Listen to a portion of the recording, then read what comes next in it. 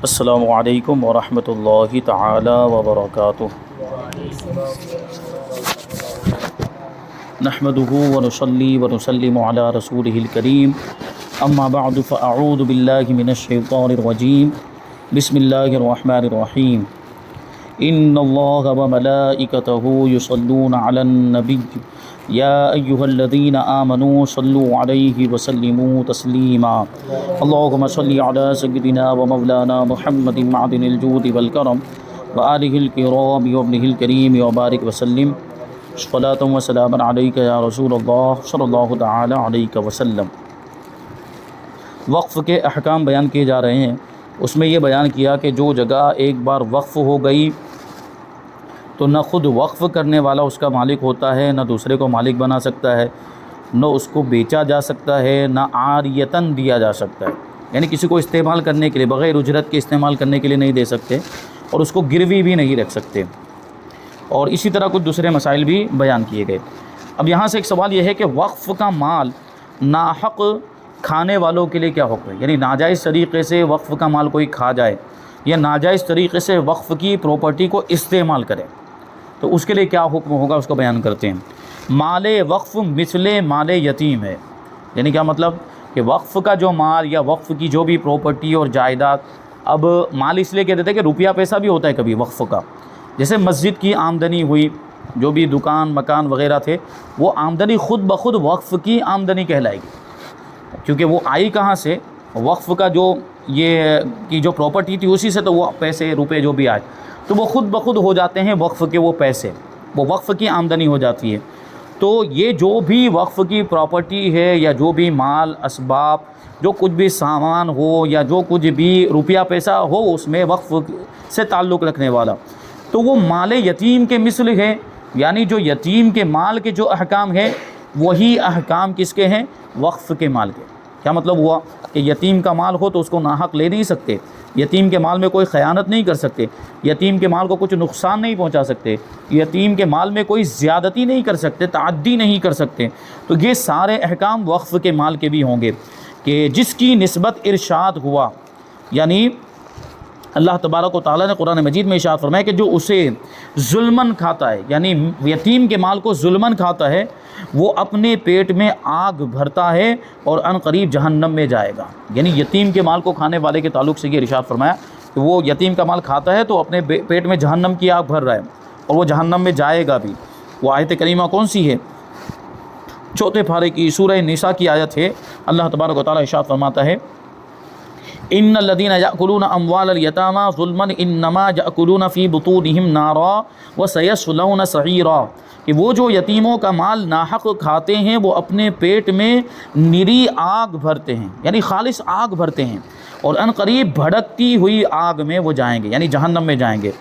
تو اگر وہ لوگ اس حرکت سے باز نہ آئیں تو ان سے میل جول چھوڑ دیں۔ کا کیا مطلب ہوا کہ یتیم کے مال کے تعلق سے تو یہ حکم آ گیا، یعنی وقف کے مال میں بھی اگر ایسا کوئی کر رہا ہے، ناحق اس کو کھا رہا ہے اور اس سے باز نہیں آ رہا، سمجھانے کے باوجود بھی وہ باز نہیں آ رہا ہے، سب سے پہلا سوال یہ ہے کہ اس کو سمجھایا جائے گا اور غلط جو کر رہا ہے اس کو بتایا جائے گا کہ تم نے یہ جو مال کھایا تمہارے لیے جائز نہیں تھا، اور اس سے اس کا تاوان لیا جائے گا، تاوان بھی لیا جائے گا۔ جتنا مال اس نے کھایا، 1000 روپے کا کھایا تو 1000 روپے لیے جائیں گے، 2000 کا کھایا تو 2000 روپے وہ وقف میں رکھے گا اپنی طرف سے، ورنہ وہ بری الذمہ نہیں ہو سکتا۔ تو اگر اس کو روکا اس کے باوجود وہ باز نہیں آ رہا ہے تو پھر کیا کریں گے؟ اس کا بائیکاٹ کریں گے، یعنی اس سے میل جول چھوڑ دیں اور اس کے ساتھ اٹھنا بیٹھنا بھی چھوڑ دیں، یہ اس کے ساتھ، یعنی تعلقات ختم کر دیں گے، بات چیت بھی ختم کر دیں، تاکہ اس کو احساس ہو اپنی غلطی کا کہ وہ کتنا غلط کام کر رہا ہے، وہ کتنا بڑا گناہ کا کام کر رہا ہے۔ کیونکہ عام طور پر ہم کسی دوسرے انسان کے مال کو غصب کر لیتے ہیں تو وہ سامنے موجود ہوتا ہے، ہم اس کو مال واپس بھی کر سکتے ہیں، اس سے معافی بھی مانگ سکتے ہیں اگر وہ سامنے انسان موجود ہے تو۔ یہاں تو یہ جو پراپرٹی، وقف کی جو پراپرٹی، یہ کسی بھی انسان کی تو ملکیت نہیں ہوتی کہ اس کے پاس جا کے معافی مانگ لیں گے، یہ تو اللہ تبارک و تعالیٰ کی پراپرٹی ہوتی ہے، یہ اللہ تبارک و تعالیٰ کی ملکیت میں ہے۔ یہ جائیداد جو بھی وقف کی یہ اللہ تعالیٰ کی ملکیت ہے، کسی بھی انسان کی ملکیت نہیں۔ تو اب انسان کو غور کرنا چاہیے کہ جب انسان کے مال کو غصب کرے تو اس کا کتنا بڑا گناہ ہوتا ہے۔ جب کسی انسان کے مال کو غصب، تو یہ تو اللہ کی ملکیت ہے، اور یہاں ایسا کوئی ناجائز قبضہ کرتا ہے یا ناحق اس کو کھاتا ہے تو اس کا کتنا بڑا گناہ ہوگا اور اس کا کیا وبال ہوگا، اس پر غور کرنے کی ضرورت ہے۔ آگے سوال یہ کہ جو مال وقف کا غلط استعمال کرے اس کے لیے کوئی وعید سنا دیجئے. یعنی وقف کو جس چیز کے لیے جو مال وقف ہے، جس چیز کے لیے وقف کیا اس میں نہ استعمال کرتے ہوئے اس کا کوئی غلط استعمال کرے. تو کہتے ہیں کہ 2 حدیثیں یہاں پر بیان کی جا رہی ہیں جس میں یہ بات بیان کی گئی ہے کہ وقف کا اگر غلط استعمال کریں تو کیا ہوتا ہے. پہلی حدیث رسول کریم صلی اللہ علیہ وسلم کا ارشاد پاک ہے، بخاری شریف کی حدیث، کہ کچھ لوگ اللہ تعالیٰ کے مال میں ناحق تصرف کرتے ہیں، یعنی رد و بدل کرتے ہیں اپنی طرف سے اپنی مرضی کے مطابق اللہ کے مال میں. یہ وقف کا مال اللہ کا مال ہے، اس میں جو اپنی مرضی سے جو کچھ بھی چاہے مالکانہ تصرف کرتے ہیں، قیامت کے دن ان کے لیے جہنم ہے. اب ان کو غور کرنا چاہیے. جو متولی بن جاتے ہیں، جو ٹرسٹی بن جاتے ہیں، وہ پھر خود خیانت کرتے ہوئے نظر آتے ہیں. بہت سے مقامات پر دیکھا گیا کہ خود جو مرضی میں آیا وہ مسجد میں بنا ڈالتے ہیں، توڑ ڈالتے ہیں، جو ان کو سمجھ میں آتا ہے ویسا کر ڈالتے ہیں، جبکہ شریعت کا حکم کچھ اور ہوتا ہے. تو وہ شریعت کا مسئلہ جانے بغیر وقف کی پراپرٹی میں کوئی بھی تصرف نہیں کر سکتے، اور اس کا یعنی وقف کا اپنے آپ کو مالک سمجھ لینا اور مالک کی طرح اس میں رد و بدل کرنا، یہ تو ہرگز بھی جائز نہیں ہے. دوسری حدیث پاک، یہ ترمذی شریف کی حدیث، حضور سید عالم صلی اللہ علیہ وسلم فرماتے کہ کتنے ہی لوگ جو اللہ اور اس کے رسول کے مال میں سے جس چیز کو ان کا دل چاہتا ہے اپنے تصرف میں لے آتے ہیں، یعنی اپنے استعمال میں لے آتے ہیں، قیامت کے دن ان کے لیے دوزخ کی آگ ہے. اللہ اکبر، کتنا بڑا وبال ہے. تو یہ بڑی احتیاط کی ضرورت ہے. جو بھی اگر متولی بنتا ہے یا ٹرسٹی بنتا ہے تو ان کو اس ساری چیزوں کا خیال رکھنا ہے، ورنہ یہ ساری چیزیں اگر خیانت کی، اس نے کسی بھی طرح کی زیادتی کی اور اس طرح کا کچھ تصرف کر دیا جو جائز نہیں تھا تو اس کا وبال بہت سخت ہوگا. آگے سوال یہ کہ اگر کوئی شخص وقف شدہ زمین پر ناحق قبضہ کر لے تو مسلمانوں کو اس کے لیے کیا کرنا چاہیے؟ جیسے اب یہ ہم دیکھتے ہیں نا اس زمانے کے اندر کہ وقف کے مکانات تھے، مسجد کے مکانات تھے یا دکانیں، وہ کرایہ دار بہت پرانے ہوتے ہیں. اور سب سے پہلے تو یہ بات ذہن میں رہنی چاہیے، ہو سکتا ہے آگے یہ آئے کہ کتنی مدت کے لیے کرائے پر دے سکتے ہیں. تو 1 سال کے لیے کرائے پر دے سکتے ہیں، زیادہ سے زیادہ 3 سال کی اجازت ہے. یعنی جو ایگریمنٹ ہو ان کے ساتھ، کرایہ داروں کے ساتھ جو بھی ان کے ساتھ جو معاہدہ ہو وہ 1 سال کا ہونا چاہیے یا 3 سال کا، اگر ضرورت ہو تو 3 سال کا. تو یہ اسی وجہ سے ہے کہ وقف میں اگر لمبے اجارے کیے گئے، یعنی لمبا ایگریمنٹ ہو گیا، ابھی کوئی رہ رہا ہے 20 سال سے، کوئی 50 سال سے رہ رہا ہے، کوئی 60 سال سے رہ رہا ہے، تو وہ کیا سمجھتے ہیں پھر اس کا مالک سمجھنے لگ جاتے ہیں اپنے آپ کو کہ ہم 60 سال سے رہ رہے ہیں، ہم 50 سال سے رہ رہے ہیں، تو ہم کو کون ہٹا سکتا ہے یہاں سے. پھر کیا وہ کرتے ہیں، وہ گورنمنٹ کے قانون کا سہارا لیتے ہیں کہ پرانے کرایہ دار اگر خالی کروانا چاہے تو لاکھوں روپے کا مطالبہ کرتے ہیں. ہرگز یہ مال دینا بھی جائز نہیں اور ان کے لیے لینا بھی جائز نہیں. اگر مسلمان ہے تو حرام ہے ان کے لیے وہ مال جو یہ مطالبہ کرتے ہیں مکان دکان کو خالی کرنے کے لیے. یہ صرف مسجد ہی کے نہیں، اگر کسی دوسرے انسان کا بھی اگر مکان ہے اور خالی کروانے کے لیے پیسہ مانگ رہے ہیں تو یہ پیسہ کس چیز کے بدلے میں ہے؟ مکان تو اس کا ہے نا جو اس کا مالک ہے، اس کا تو کچھ بھی نہیں، یہ تو کرایہ دار ہے، یہ تو اس میں رہتا تھا، بس اس کو رہنے کی اجازت تھی، وہ بھی کرایہ دے کر رہنے کی اجازت تھی، تو اس کا مالک نہیں، تو کس چیز کے بدلے میں لاکھوں روپے کا مطالبہ کیا جاتا ہے؟ تو وہ تو بلا عوض ہوئے، وہ سود ہے، بیاج ہے، ناجائز و حرام ہے. ہرگز اس کا لینا جائز نہیں ہے اور اس طرح دینا بھی جائز نہیں. اور خاص طور پر اگر وقف کے مکانات اور وقف کی دکانیں ہیں تو وقف کی آمدنی سے تو ہرگز یہ پیسے دینا جائز نہیں ہے، وہ اس کا مصرف ہی نہیں ہے. یعنی خدا نہ خواستہ اگر کسی غیر مسلم کو ہم نے رکھ دیا ہے اس کے اندر، مسلمان ہوگا تو اس کو مسئلہ سمجھایا جائے گا کہ تمہارے لیے حلال ہی نہیں یہ رقم جو مطالبہ کر رہے ہو، اور اس کو دیا ہی نہیں جائے گا. لیکن اگر غیر مسلم، تو غیر مسلم کو تو ہم مسئلہ سمجھا نہیں سکتے، وہ تو شریعت کا مکلف ہی نہیں ہے. اگر غیر مسلم ایسا کرایہ دار ہے اور اب بغیر اس کے وہ مان ہی نہ رہے، اس کو بھی ہر اعتبار سے سمجھانے کی کوشش کی جائے گی. وقف بورڈ کا حوالہ دیا جائے گا، وقف بورڈ میں بھی کچھ اس طرح کے قوانین ہیں، ان کا سہارا لے کر جو ہے کہ اس میں یہ کام کیا جا سکتا ہے اور اس طرح خالی کروایا جا سکتا ہے. بغیر پیسہ دیے وہ خالی کرواتے ہیں وقف بورڈ، تو ایسے پیسے دینا ان کو جائز نہیں ہے. اور وقف کی آمدنی سے تو یہ لاکھوں روپے کا جو مطالبہ کرتے ہیں کرایہ دار، ہرگز دینا جائز نہیں، اس کا مصرف ہی نہیں. دینے والے خائن ہوں گے، گنہگار ہوں گے اگر دیتے ہیں وقف کی آمدنی کو. تو اگر غیر مسلم آ جاتا ہے تو یہ قانونی کارروائی کی جائے گی اس کے خلاف، اور پھر بھی تیار نہیں ہوتا اور آخری نوبت یہاں تک پہنچ گئی کہ اب پیسے دینے ہی پڑیں گے اس کو خالی کروانے کے لیے، تو وہ وقف کی آمدنی سے نہیں دیں گے بلکہ اس کے لیے الگ سے چندہ کرنا پڑے گا، الگ سے چندہ کر کے پھر وہ دیں. اسی بات کو یہاں پہ آگے بیان کر رہے ہیں کہ اگر کوئی وقف شدہ زمین پر ناحق قبضہ کر لے تو مسلمانوں کو اس کے لیے کیا کرنا چاہیے. فتح اور رضویہ شریف کی عبارت ہے کہ مسلمانوں پر فرض ہے کہ حتی المقدور ہر جائز کوشش حفظ مال وقف اور دفع ظلم ظالم میں صرف کریں۔ کیا مطلب ہوا کہ مال وقف کی حفاظت کے لیے، جو بھی وقف کی جائیداد پراپرٹی ہے اس کی حفاظت کے لیے اپنی پوری طاقت لگا دیں۔ ان پر فرض سارے مسلمانوں پر، جیسے یہاں اگر یہ اس علاقے میں وقف کی کوئی پراپرٹی ہے تو پورے علاقے والوں کی یہ ذمہ داری بنتی ہے کہ وقف کے مال کی حفاظت کے لیے، اس کو چھڑانے کے لیے پوری کوشش کریں، اور اگر کوئی ظالم اس پر بیٹھ گیا قبضہ کر کے، ناجائز قبضہ، تو اس کے ظلم کو دفع کرنے کے لیے ہر اعتبار سے قانونی کارروائی کرنی پڑتی ہو تو قانونی کارروائی کریں، اور ہر اعتبار سے بیٹھ کر جو ہے کہ اسے گفتگو کریں، اور اس میں جتنا وقت یا مال ان کا خرچ ہوگا یا جو کچھ محنت کریں گے مستحق اجر ہوں گے۔ یعنی اگر اپنی طرف سے مال لگا رہے ہیں وہ، جیسے یہی خالی کروانے کی بات آ گئی تو وقف کا مال تو نہیں لگا سکتے، اپنی طرف سے مال لگایا، یا اس میں دوڑ بھاگ کرنی پڑ رہی ہے ان کو، ادھر سے ادھر جا رہے ہیں، کرایہ لگ رہا ہے، جیسے گاندھی نگر جانا پڑتا ہے وقف بورڈ کے معاملات میں، تو یہ جو کچھ بھی محنت ہوگی، جو کچھ بھی مشقت ہوگی، اللہ تبارک و تعالیٰ اس کا اجر انہیں عطا فرمائے گا، کیونکہ وہ کس کے لیے محنت کر رہے ہیں؟ وقف کی پراپرٹی کے لیے محنت کر رہے ہیں، اور جو اللہ تعالیٰ کی ملکیت ہے تو ظاہر سی بات ہے جس کی ملکیت ہے وہ اجر بھی عطا فرمائے گا۔ ہمارے آپ کے لیے کوئی کام کرتا ہے تو ہم اس کو مزدوری دیتے کہ نہیں دیتے؟ تو ہم اللہ کے لیے کام کریں تو اس کی طرف سے مزدوری، اور اس کی طرف سے جو مزدوری ملے گی اس کا تو ہم اندازہ ہی نہیں لگا سکتے کہ وہ کیسی ہوگی، کیسے عظیم الشان ہوگی، اس کی کیفیت کیا ہوگی، تو یہ کوشش کرنی چاہیے۔ آگے سوال ہے کہ قرآن مجید مسجد پر وقف کیا تو کیا اسے دوسری جگہ لے جا سکتے ہیں؟ بہت اہم سوال ہے۔ جیسے مسجد میں لوگ وقف کر کے چلے جاتے ہیں، قرآن شریف رکھ کے چلے جاتے ہیں، اس میں لکھا بھی ہوتا ہے فلاں فلاں مرحوم کے لیے یہ وقف مسجد، فلاں فلاں مسجد کے اندر یہ وقف ہوتا ہے کہ نہیں ہوتا؟ تو یہ قرآن شریف رکھ کے چلے گئے، اب یہاں اس مسجد میں رکھا ہوا ہے تو کیا یہاں سے اٹھا کر دوسری مسجد میں لے جا سکتے ہیں یا اپنے گھر لے جا سکتے ہیں قرآن شریف کو؟ سوال یہی ہے۔ تو جواب، مسجد پر قرآن مجید وقف کیا تو اس مسجد میں جس کا جی چاہے اس میں تلاوت کر سکتا ہے، یعنی جس مسجد میں وقف کیا ہے اسی مسجد میں رہتے ہوئے اس کو پڑھا جا سکتا ہے، دوسری جگہ لے جانے کی اجازت نہیں، کیونکہ مسجد میں وقف ہوا ہے، دوسری جگہ لے جانے کے لیے وہ وقف نہیں ہوا ہے، تو وہیں پر پڑھا جا سکتا ہے۔ کہ اس طرح پر وقف کرنے والے کا منشا اور مقصد یہی ہوتا ہے۔ کیا مطلب ہوا؟ مسجد میں رکھ کر جاتے ہیں تو ان کی نیت کیا ہوتی ہے کہ یہاں مسجد میں اس کی تلاوت کی جائے، مسجد میں اس کو پڑھا جائے، ان کا مقصد یہ ہوتا ہے کہ مسجد میں رکھنے کا کیا مقصد کہ مسجد میں جو لوگ بھی آئیں گے عبادت کرنے کے لیے قرآن شریف پڑھیں گے تو یہاں سے لے کر قرآن شریف پڑھیں گے، تو مسجد ہی میں پڑھ سکتے ہیں۔ اور اگر واقف نے تصریح کر دی، یعنی صراحت کر دی، صاف طور پر بیان کر دیا کہ اسی مسجد میں تلاوت کی جائے، جب تو بالکل ظاہر ہے،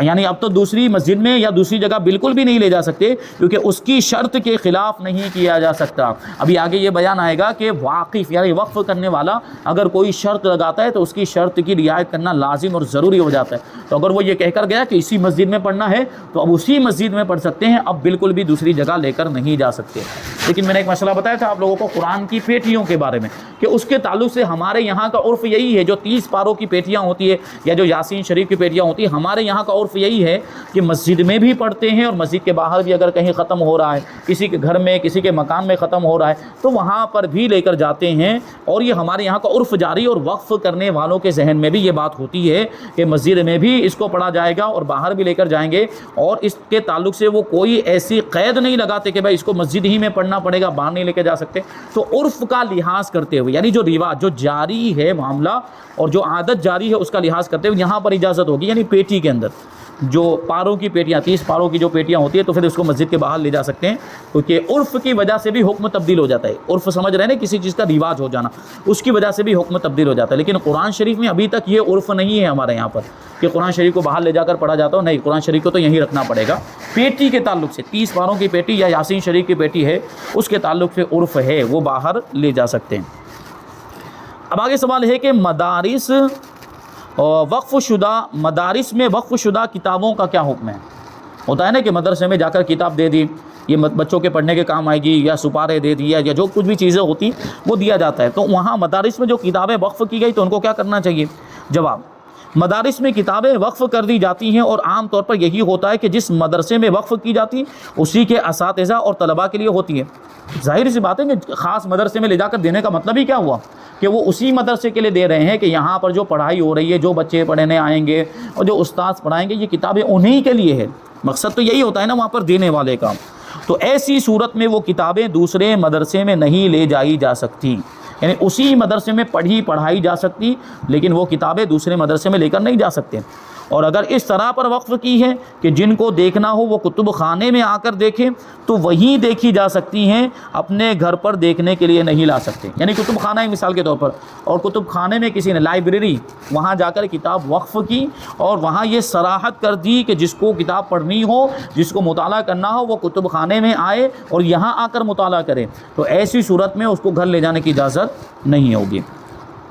آگے سوال کہ متولی یا غیر متولی سے لائبریری کی کتاب تلف ہو گئی تو کیا حکم ہے؟ یعنی کتاب ضائع ہو گئی، کتاب جو ہے وہ متولی سے، جو لائبریری کا متولی تھا، ذمہ دار تھا، یا کوئی دوسرا شخص تھا، متولی نہیں تھا، متولی کے علاوہ کوئی دوسرا شخص تھا، اس سے وہ کتاب ضائع ہو گئی، کھو گئی، گم ہو گئی، تو کیا حکم ہے؟ جواب دیتے ہیں کہ متولی وقف امین وقف ہوتا ہے، جس کو متولی بنایا جاتا ہے وہ امانت دار ہوتا ہے، یعنی اس کی ذمہ داری ہوتی ہے کہ وہ اس کی حفاظت کرے۔ اگر اس سے اتفاقیہ طور پر بے اپنی تقصیر و بے احتیاطی کے وقف کی کتاب یا کوئی مال تلف ہو جائے تو اس کا معاوضہ نہیں۔ کیا مطلب ہوا؟ کہ اس کی طرف سے کوئی کوتاہی نہیں، متولی کی طرف سے کوئی کوتاہی اور کوئی بے احتیاطی نہیں ہوئی، اس نے تو اپنے اعتبار سے پوری ذمہ داری نبھائی تھی، لیکن پھر بھی وہ کتاب جو ہے کہ ضائع ہو گئی یا تلف ہو گئی تو اب اس کا مواخذہ نہیں ہوگا۔ یعنی متولی سے مانگا نہیں جائے گا کہ تمہارے رہتے ہوئے کتاب ضائع کیسے ہو گئی، وہ کہے گا میں نے تو پوری حفاظت کی تھی پھر بھی ضائع ہو گئی، تو اب اس میں میرا کیا قصور ہے؟ تو ایسی صورت میں اس سے کوئی معاوضہ نہیں لیا جائے گا۔ اور اگر قصداً تلف کر دے، یعنی جان بوجھ کر اس نے اس کو ضائع کیا، یا اگر اپنی بے احتیاطی سے ضائع کرے، یعنی حفاظت ہی نہیں کی، اس نے بے احتیاطی کی، کوتاہی پائی گئی اس کی طرف سے، تو ضرور معاوضہ ہے، یعنی اب اس کی جو قیمت ہوتی ہے وہ اس سے لی جائے گی۔ یہی حکم ملازمان وقف کا ہے، یعنی وقف کے لیے جو ملازم رکھے جاتے ہیں، جو اس کی دیکھ بھال کرنے کے لیے، صفائی کرنے کے لیے، یہ اس طرح کے کچھ ملازم بھی رکھے جاتے ہیں، تو ان کا بھی یہی حکم ہے، جبکہ وہ تصرف جو اس نے کتاب میں کیا اس کی ملازمت میں داخل ہو، یعنی اس نے کتاب کو اٹھایا ہوگا، کتاب کی صفائی کرتے وقت وہ ضائع ہو گئی، تو اس طرح کے اختیارات اس کو تھے، اس کے بعد ضائع ہوئی تب یہ حکم ہوگا، اور اسے جائز تھا وہ کام کرنا اور وہ کام کر رہا تھا اور اس میں ضائع ہو گیا، تو یہ اوپر والے جو احکام ہیں وہ ہوں گے۔ ورنہ اگر وقف کے کسی اور صیغے کا ملازم ہے اور کتب خانے پر اس کو اختیار نہیں کا، کیا مطلب ہوا کہ وقف کی بہت بڑی پراپرٹی ہے، اس میں لائبریری بھی ہے، اس میں دوسری چیزیں بھی ہیں، تو دوسری چیزوں میں اس کو ملازم رکھا گیا، لائبریری میں ملازم نہیں رکھا گیا تھا۔ اب لائبریری میں اس کا کوئی دخل ہی نہیں ہے، جب اس کو وہاں کا ملازم نہیں بنایا گیا تو اس کو وہاں پہ جانے کی اجازت ہی نہیں تھی، یعنی اب وہ وہاں گیا اور کوئی کتاب کو ضائع کر دیتا ہے تو اس سے معاوضہ لیا جائے گا۔ تو کہتے ہیں کہ اس نے مثلاً کتاب کسی کو عاریتاً دے دی، یعنی اس کو تو لائبریری کا اختیار ہی نہیں تھا کیونکہ وہ لائبریری کا ملازم ہی نہیں، اب اس نے کیا کیا، ملازم نہ ہونے کے باوجود کتب خانے اور لائبریری کی کتاب لے کر کسی کو دے دی، لو لے جاؤ گھر لے جا کے پڑھنا،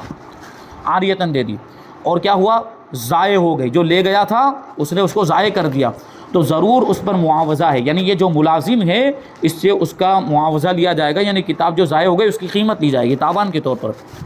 غیر شخص نے اگر وہ تصرف کیا تو من جانب وقف جس کی اسے اجازت تھی اور بے اس کی تقصیر کی کتاب ضائع ہو گئی، مثلاً کتب خانہ وقف میں جا کر کتابیں دیکھنے کی اجازت ہو اور عام طور پر معمول ہو کہ کتابیں دیکھ کر اسی مکان میں رکھ آتے ہیں یا فلاں ملازم کو سپرد کر دیتے ہیں، اور یہ اس قاعدے کو بجا لایا اور کتاب گم ہو گئی تو اس پر معاوضہ نہیں۔ کیا مطلب ہوا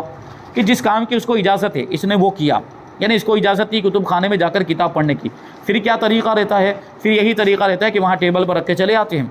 کتاب، یا جو ہے کہ وہاں پر جو ملازم لائبریرین کسی کو رکھا ہوا ہے مثال کے طور پر، وہاں طریقہ یہ رائج ہے کہ کتاب ہم کو جہاں تک پڑھنی تھی وہاں تک ہم نے پڑھ لیا، مطالعہ کر لیا، اب ہم کیا کرتے ہیں، ملازم کو دے کر چلے آتے ہیں، ہم تو چلے آئے، اب ضائع ہو گئی تو اب یہ اس کی ذمہ داری نہیں ہے، یہ تو وہاں جو قاعدہ ہے اس کے حساب سے ٹیبل پہ رکھنا تھا تو یہ تو ٹیبل پہ رکھ کے آ گیا تھا، یا جو قاعدہ ہے اس کے مطابق ملازم کو دینا تھا تو ملازم کو دے کر آ گیا تو اس نے تو اپنی ذمہ داری پوری کر دی، اب اگر ضائع ہوتی تو اس سے کوئی معاوضہ مطالعہ کرنے والے سے نہیں لیا جائے گا، وہی کہتے ہیں۔ اور اگر ایسا نہیں تھا، ورنہ تو اگر وہ تصرف کیا جس کی اسے اجازت نہیں تھی یا تھی مگر اس کی تقصیر اور بے احتیاطی سے کتاب گئی تو ضرور تاوان دینا پڑے گا، یعنی یہاں تو اس کو یہ سب کرنے کی اجازت تھی، لیکن اگر اس کو اجازت ہی نہیں تھی، جیسے کتاب پڑھنے کی اجازت نہیں تھی، کتب خانے میں جانے کی ہی اجازت نہیں تھی، پھر بھی گیا اور کتاب کو ضائع کر دیا، یا جو ہے کہ اس کی کوتاہی اور اس کی بے احتیاطی کی وجہ سے وہ کتاب ضائع ہو گئی تو پھر اس سے معاوضہ لیا جائے گا۔ اور بہرحال جو معاوضہ ہے وہ اس کتاب کی قیمت یعنی بازار کے بھاؤ سے جو اس کے دام ہوں گے وہ دینے پڑیں گے۔ یعنی جہاں کہیں بھی معاوضے کی بات چل رہی ہے کہ اگر کوتاہی پائی جا رہی ہے، اس کی طرف سے بے احتیاطی ہو رہی ہے، قصداً جان بوجھ کر ضائع کر دے رہا ہے، تو ایسی صورت میں اس سے جو معاوضہ لیا جائے گا وہ کیا ہوگا، یعنی وہ کتاب دیکھی جائے گی کہ وہ کتاب کتنے پیج کی ہے، اور اتنے پیج کی کتاب، اتنی سائز کی کتاب عام طور پر، یا وہی کتاب